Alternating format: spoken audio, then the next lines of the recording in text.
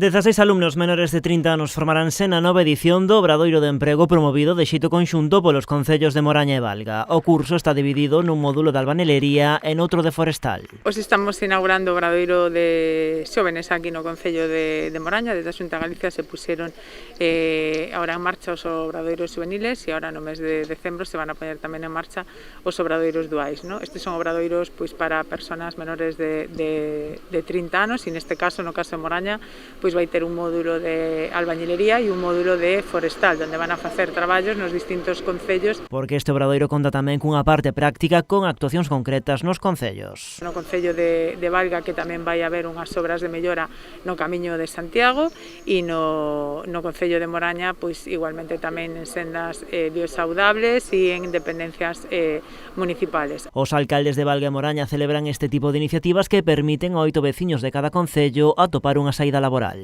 Ata agora os resultados foron moi positivos, non? A hora de atopar traballo, non? Toda esa xente que se formou, polo tanto, o que esperamos é que sigan a línea que vimos facendo hasta agora, que se formen e que atopen o traballo que é o que interesa neste caso. Estamos moi contentos de telo, é unha oportunidade máis para que a xente de Moraña se forme adquirindo unhas competencias profesionales. Para nós é moi importante, sobre todo sendo de xóvenes. O obradoiro vai se prolongar durante os vindeiros 12 meses, conta cun investimento por parte da Xunta duns 400.000 euros.